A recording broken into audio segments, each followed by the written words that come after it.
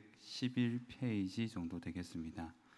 열왕기상 2장 1절부터 11절까지 우리 한 절씩 교도하도록 하겠습니다.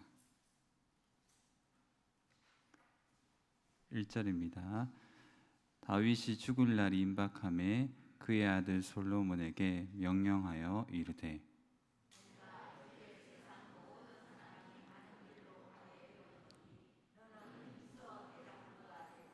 내 하나님 여호와의 명령을 지켜 그 길로 행하여 그 법률과 계명과 율례와 증거를 모세의 율법에 기록된 대로 지키라. 그리하면 내가 무엇을 하든지 어디로 가든지 형통할지다.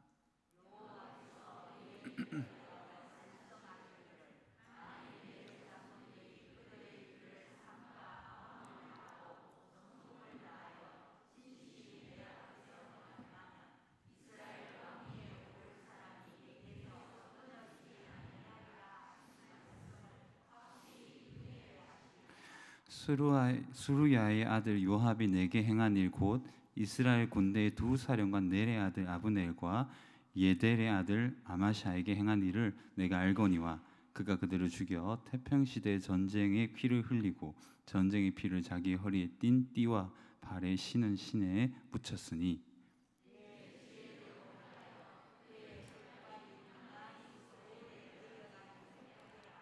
마땅히 길르앗 바리실레의 아들들에게 은총을 베풀어 그들이 내 상에서 먹는 자 중에 참여하게 하라. 내가 내 형 압살롬의 낯을 피하여 도망할 때에 그들이 내게 나왔느니라.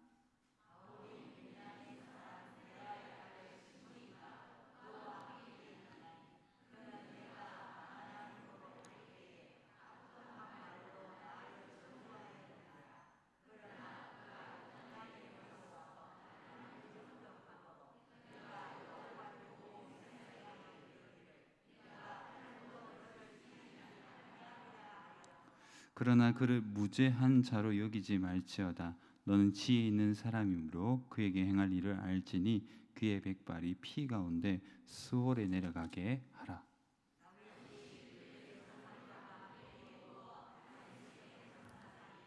다윗이 이스라엘의 왕이 된 지 40년이라. 헤불론에서 7년 동안 다스렸고 예루살렘에서 33년 동안 다스렸더라. 솔로몬이 그의 아버지 다윗의 왕위에 앉으니 그의 나라가 심히 견고하니라. 아멘. 기도하겠습니다. 하나님 아버지, 주의 말씀 가운데 우리가 겸손하게 모였습니다. 사랑하는 주님, 주님을 사랑하는 온 백성들, 특별히 남북교회 귀한 온라인으로 오프라인으로 드리는 모든 성도님들에게 오늘 말씀하여 주시고 하나님의 음성 듣는 복된 시간 되게 하여 주시옵소서. 예수님의 이름으로 간절히 축복하며 기도드립니다. 아멘. 할렐루야. 네, 우리 앞뒤좌우로 한번 인사하도록 하겠습니다. 무사하셨군요. 네, 이 무더운 날에 건강한 게 은혜인 거죠. 너무 더워가지고 여기가 동남아시아인지 한국인지 모를 만큼 굉장히 더웠습니다.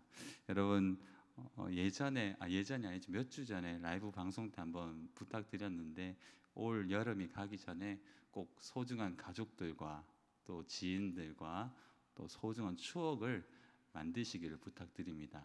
오늘 본문은 사실 다윗의 유언이라는 단어만 생각이 들어도 우리가 뭔가 모르는 굉장히 좀 애틋하고 마지막이라는 고백이 들리잖아요.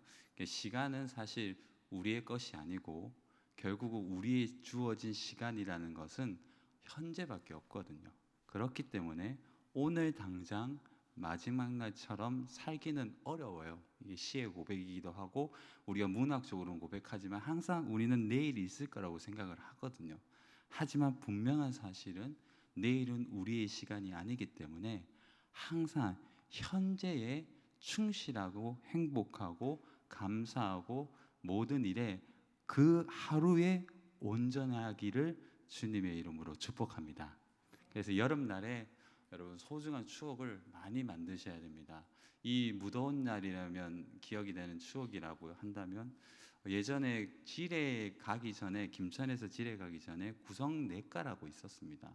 아시는 분은 아시는데, 예전에는 구성내과에 그 앵글로한 이제 사각형 이렇게 만들어서 그 위에서, 내과 위에서 그 매기 매운탕을 먹을 수 있도록 만들어줬어요. 구성내과에서.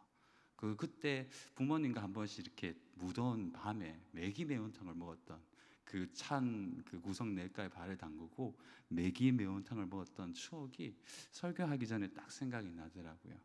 오늘 우리 인생의 마지막이 언제인지 확실히 모르지만, 오늘 우리에게 주어진 이 시간 속에서 하나님은 우리에게 명령하시는 것이 있습니다. 그 명령이 무엇인가 하면, 그 현실 속에서 마지막처럼 우리의 인생을 살아나는 거죠. 우리의 시작이 우리의 뜻대로 펼쳐지지 않았습니다.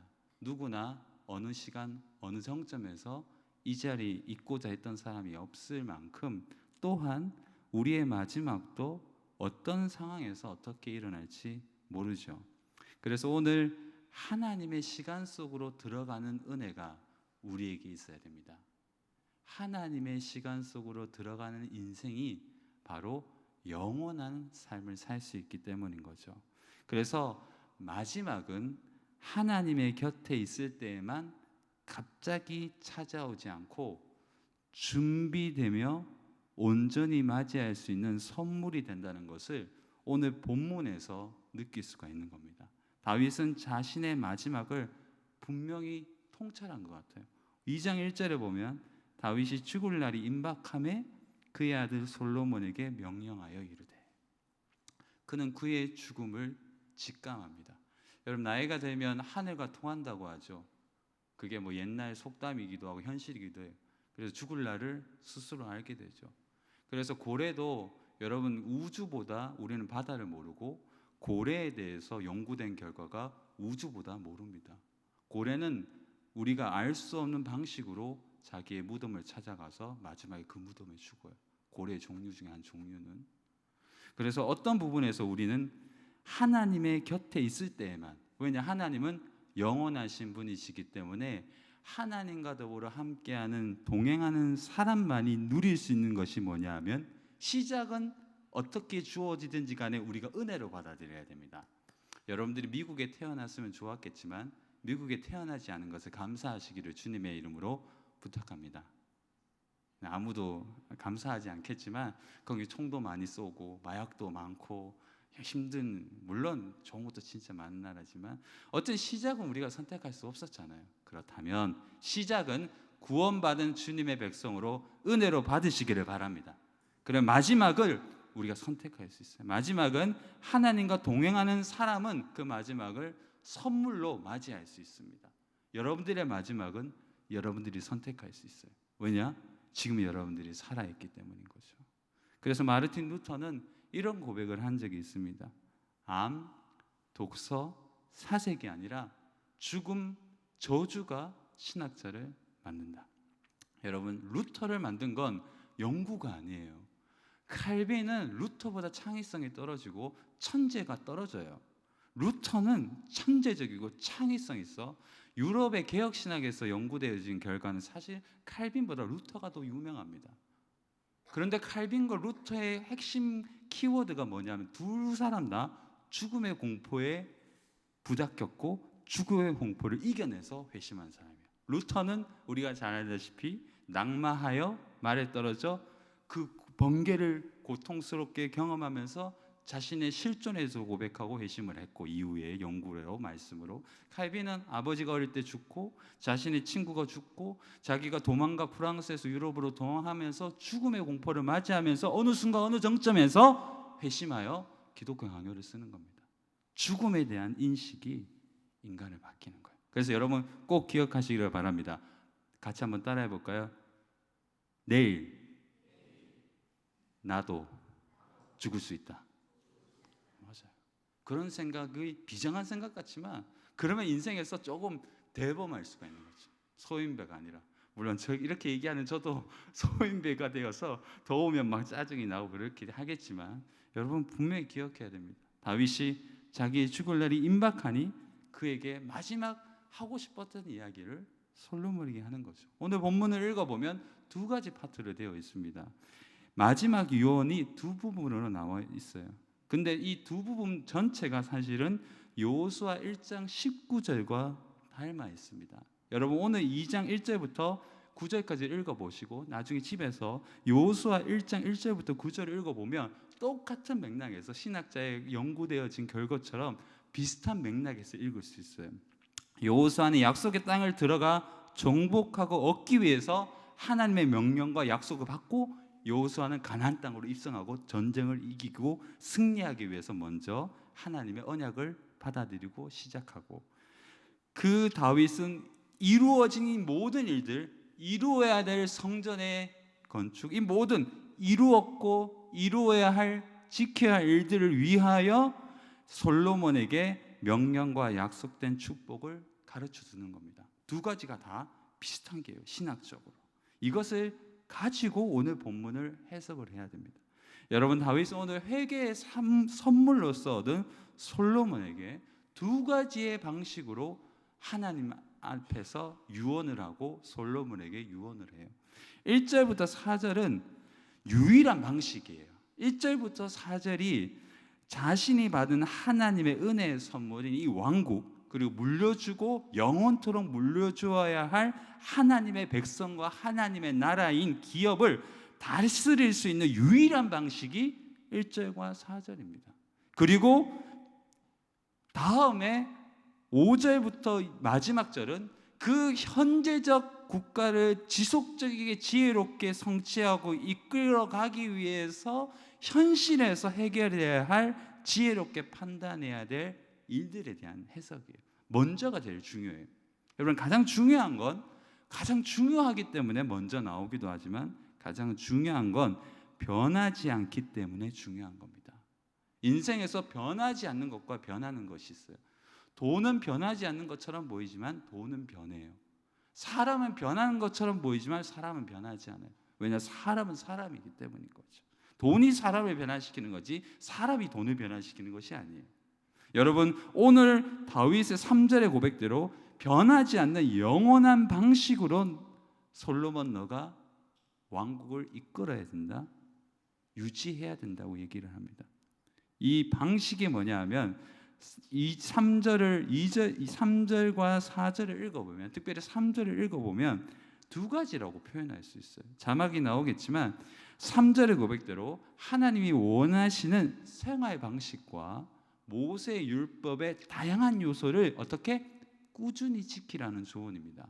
먼저 현실적 정치를 하기 전에, 지혜롭게 뭔가를 판단하고 왕권을 강화하기 전에 먼저 너가 해야 될 것은 뭐냐 하면 하나님 앞에서 하나님의 백성을 하나님의 백성답게 다스리고, 하나님의 은혜와 말씀 가운데서 하나님의 백성을 다스릴 만한 왕으로서 존재해야 될 뿐만 아니라 왕과 그 왕의 왕이신 하나님께 참된 성도로서 살아야 된다는 것을 얘기하는 거죠.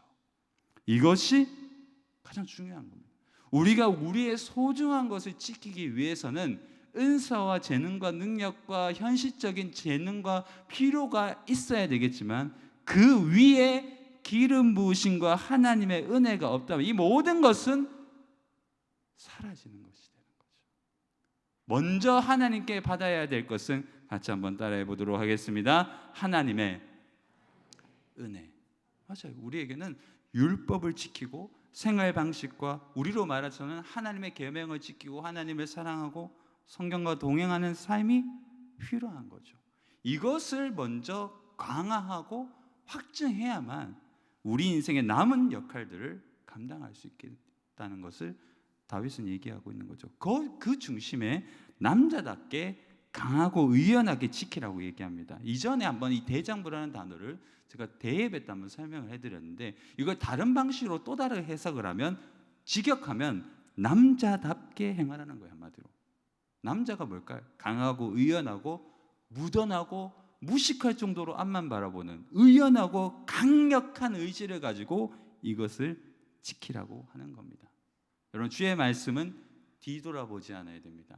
즉각순종이라고 하죠. 하나님의 말씀이 받게 되고, 우리의 말씀이, 하나님의 말씀이 우리의 귀에 들리고 우리의 가슴을 때릴 때 우리가 즉각 순종할 수 있다면 우리는 항상 실패할 수 없는 환경 속에서 승리하게 될 뿐만 아니라 실패할 수밖에 없는 환경 속에서도 승리하게 됩니다.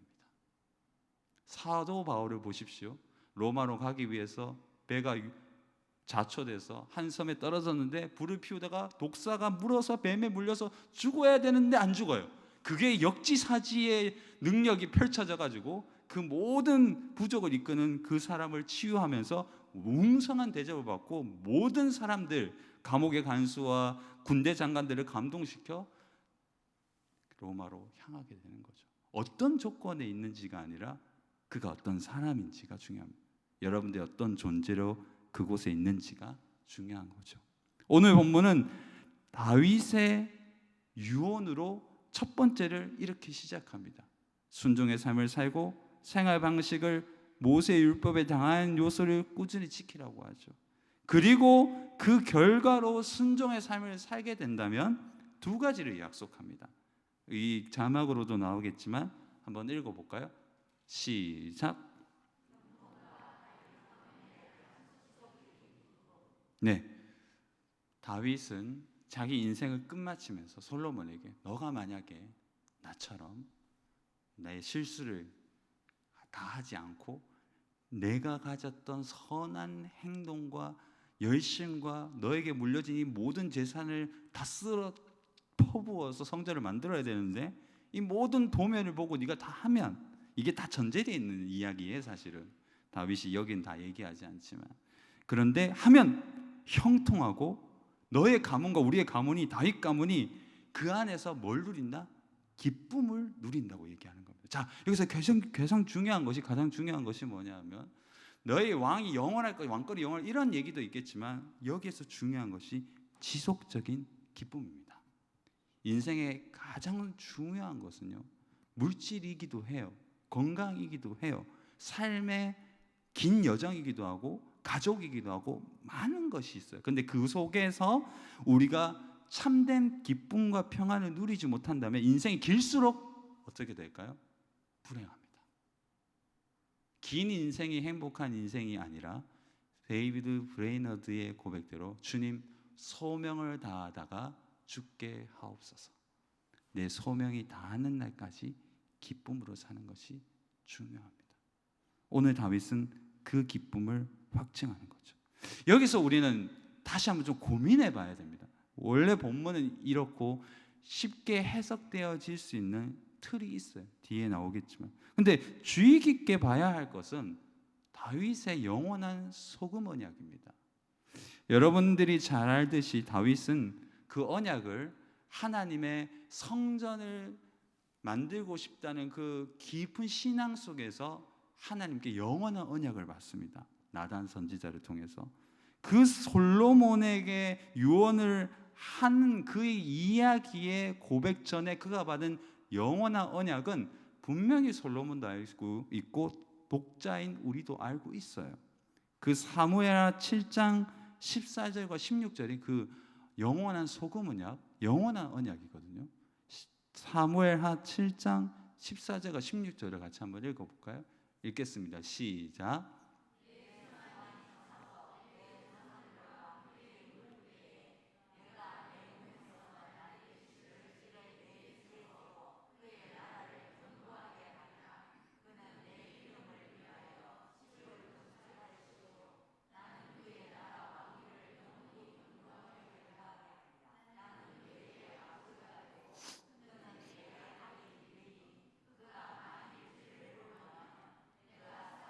매와 인생의 채찍으로 징계하려니와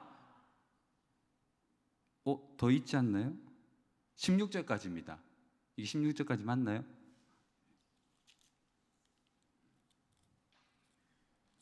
네, 사무엘하 7장 16절 있네요. 16절 있는데 안 만드셨군요. 16절 읽겠습니다. 내 집과 내 나라가 내 앞에서 영원히 보존되고 내 왕위가 영원히 견고하리라 하셨다 하라. 이 16절 같이 한번 읽어볼까요? 시작. 내 집과 내 나라가 내 앞에서 영원히 보존되고 내 왕위가 영원히 경고하리라 하셨다 하라.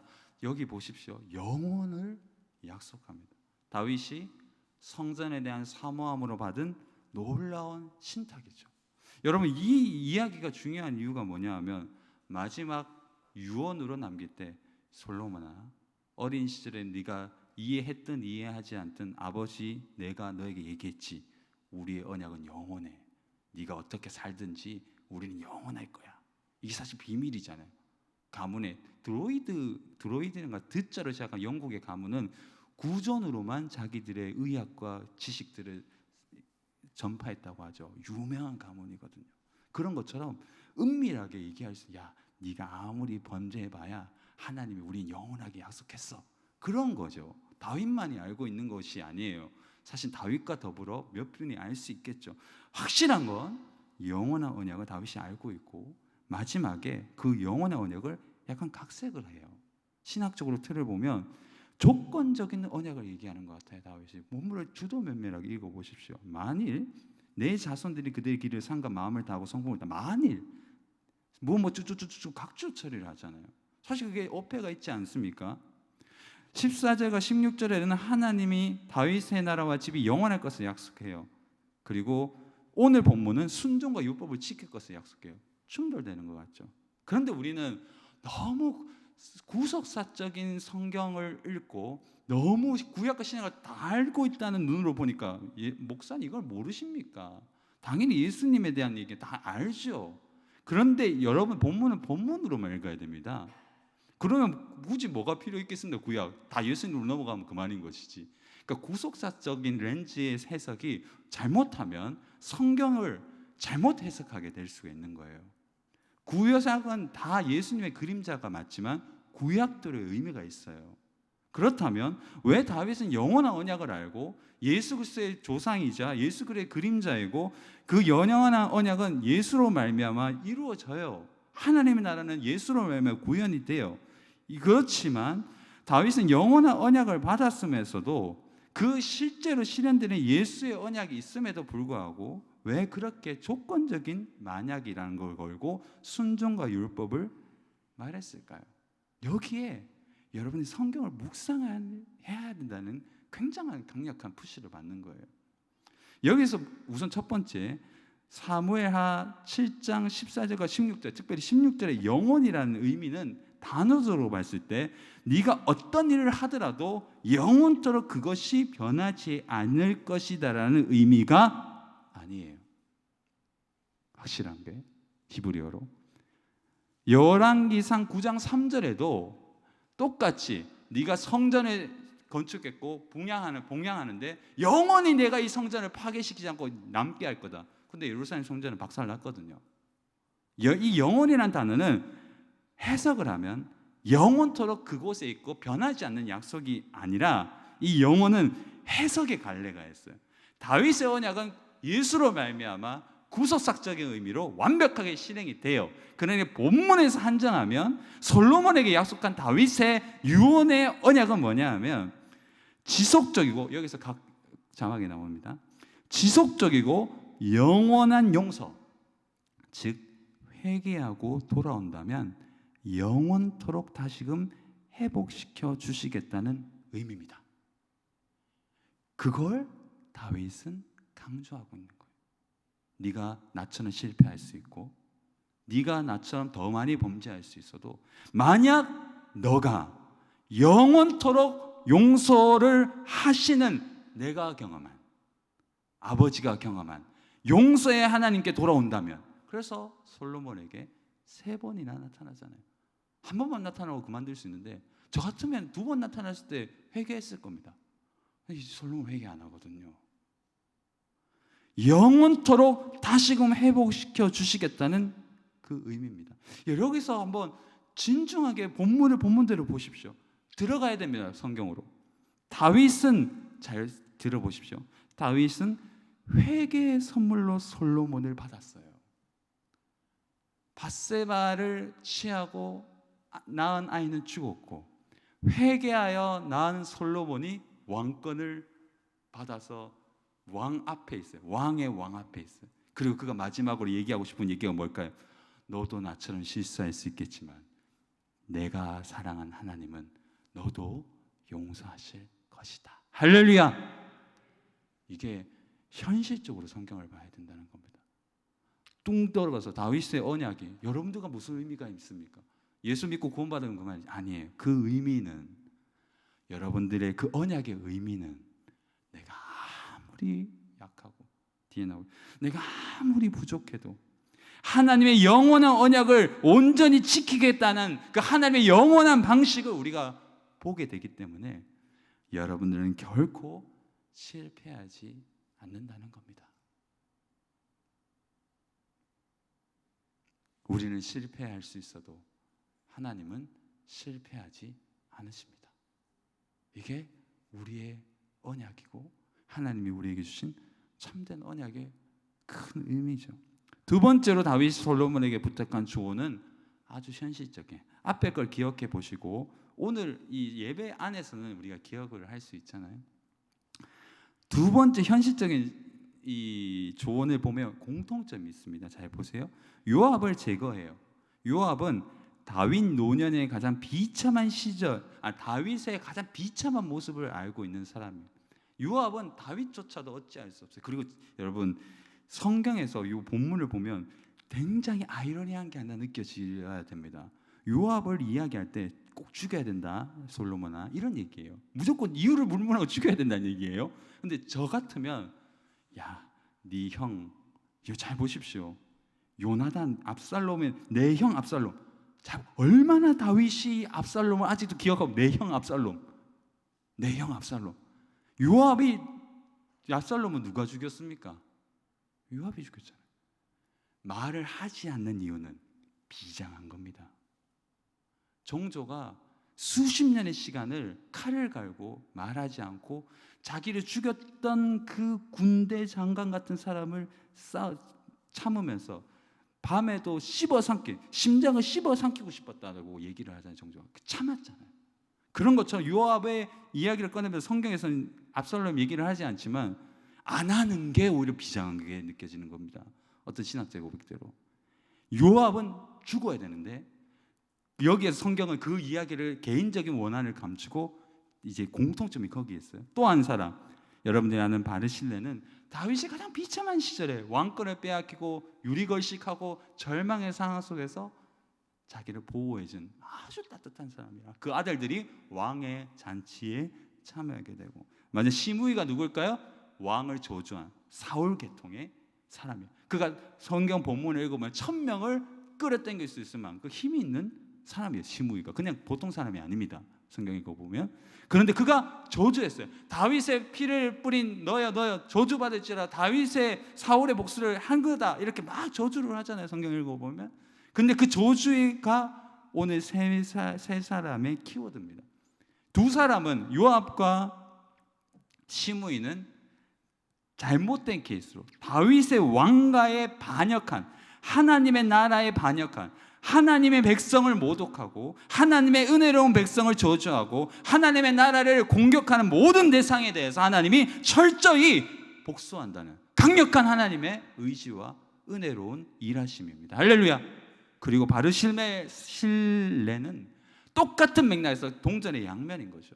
하나님의 백성과 하나님의 나라와 하나님의 왕권을 위하여 최선을 다한 사람은 끝까지 하나님이 뭐한다? 같이 한번 따라해 보도록 하겠습니다. 책임지신다. 맞아요. 여러분, 선교를 여러분들의 기도 덕분에 잘 다녀왔습니다. 저는 한 가지 깨달은 것이 뭐냐면, 이제 라이브 방송 때 많이 얘기하겠지만 한 가지는 깨달았어요. 선교는 가는 것만 해도 하나님의 나라에 동참하는 것이다. 할렐루야. 그래서 꼭 교회가 단기 선교를 가게 되면 여러분들 내 죽기 전에 한번 꼭 단기 선교 가시기를 주님의 이름으로 부탁합니다. 해외여행하고는 차원이 다른 거예요. 캐나다 아무리 연어낚시하고 아무리 좋은 데 가봐야 여행이지만 선교는 선교입니다. 선교는 선교예요. 여러분, 이처럼 오늘 가장 중요한 첫 번째 조언과 현실적인 조언을 합치면 하나님이 다윗 왕조와 하나님의 언약의 역사에 대해서 굉장히 관심이 많다는 것을 느낄 수 있는 거예요. 그래서 여러분, 하나님은 여러분들에게 관심이 있는 겁니다. 하나님의 백성, 그 백성이 모인 하나님의 나라, 그 하나님의 나라가 열방 가운데 하나님의 은혜를 선포하고 선교적 삶을 살며 지평과 수많은 사랑의 역사를 펼치면서 하나님을 드높이는 것에 관심이 있습니다. 그래서 하나님은 하나님의 역사에 동참하는 하나님의 사람에게 관심이 있습니다. 이걸 기억하십시오. 하나님은 하나님의 역사에 동참하고 참여하기를 원하는 자에게 관심이 있습니다. 여러분들의 관심이 아니라, 여러분들의 사랑이 아니라, 여러분들이 원하는 욕구가 아니라, 꿈이 아니라 하나님의 역사에 참여하고 싶은 성도에 대한 관심이 있습니다. 그것을 찾아야 되는 거죠. 죽기 전까지 그걸 찾아야 됩니다. 내가 죽을 때 목사님, 내가 이 힘도 없는데 무슨 하나님의 역사에 동참하겠습니까? 할 수 있습니다. 분명히 하나님이 여러분들을 살려주신 이유가 있습니다. 다들 아멘 하시기를 바랍니다. 감사합니다. 강요에도 아멘 해주셔가지고.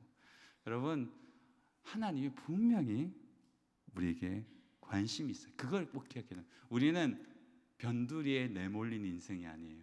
우리는 주인공에서 스쳐 지나가는, 뭐라고 하죠 그걸? 엑스트라가 아니에요. 역사의 주인공 오직 하나님뿐입니다. 그리고 역사의 주인공을 들어쓰시는 모든 엑스트라는 주인공입니다. 아무도 아멘 안 하시지만 저는 여러분들 아멘 다 하신 거라고 믿습니다. 더워서 그래요. 맞죠? 여러분, 우리 인생에서 바로 그걸 고백할 수 있다면, 오늘 본문은 유언을 받는 자, 유언을 하는 자 공통점을 통해서 하나를 깨우칠 수 있어요. 저는 굉장히 감동을 받았는데요, 다윗의 그 마음에 감동을 받았습니다. 여러분, 다윗이 마지막에 자기가 사랑하는 회개로 낳은 아들을 보면서 눈물을 펑펑 흘리지 않았겠습니까? 많은 피비린내 나는 전쟁을 끝내고 온 전 재산을 들여 성전을 짓겠다는 포부와 마지막에 죽음을 임박한 다윗의 눈에 핏기 어린, 살기 어린 눈이 아니라 솔로몬을 향한 가장 거룩하고 온전한 유언이 토해지고 있는 거죠. 그 절정의 고백이 그렇게 해석될 수가 있습니다. 어떻게 해석이 될까요? 하나님의 관심이 어디에 있는지를 우리가 알 수 있는데, 그것은 뭘까요? 이 유언을 통해서 이제 자막이 나오겠죠. 이게 저는 여러분들에게 꼭 전달하고 싶은 설교의 하나의 메시지입니다. 그것은 바로 완전함이 아니라 온전함입니다.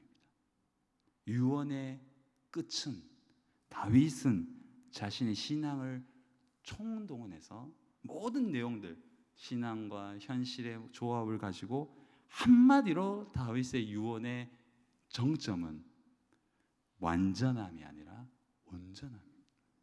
우리는 너무나 당연하게 생각하지만 성경의 마지막 오늘 본문의 이후의 절에 보면 그의 나이가 70세로 죽었다 하죠.